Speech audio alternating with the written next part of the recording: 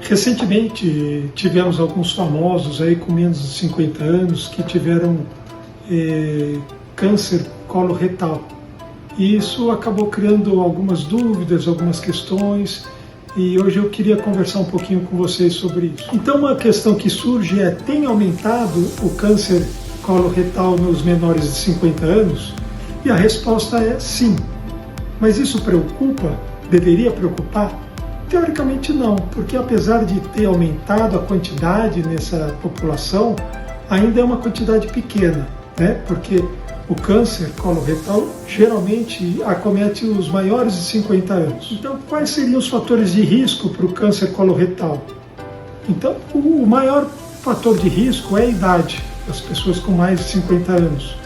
O segundo é as doenças inflamatórias intestinais, que tem já uma predisposição a isso. E o terceiro é a história familiar. Quem tem na família sempre pode ter uma quantidade maior de câncer coloretal.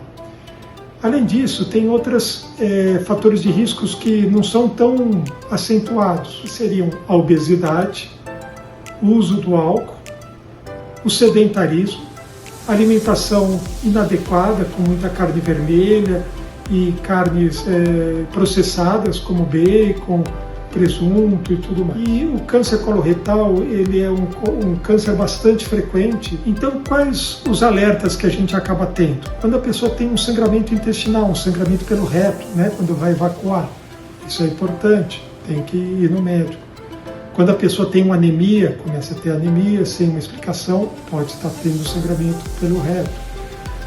Quando tem mudança do hábito intestinal, a pessoa que sempre funcionava bem o intestino, de repente começa a ter uma constipação, não consegue ir no banheiro. Ou então também quando a pessoa percebe que as fezes começam a ficar mais finas, né? Então, como a gente poderia prevenir o câncer coloretal se ele é tão frequente? Afinal, ele é a terceira causa mais frequente de câncer. Ele está atrás de câncer de mama e de próstata.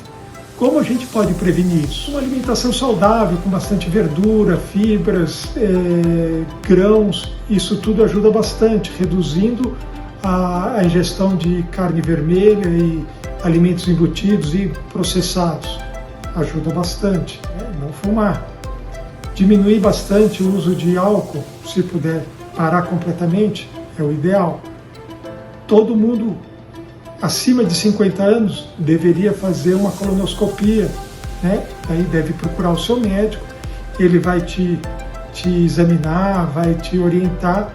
E a partir de 50 anos, dependendo a história que vai ter, eles vão pedir uma vez a cada 10 anos em geral. Atividade física e redução de peso são importantes para a redução do câncer coloretal também, tá bom?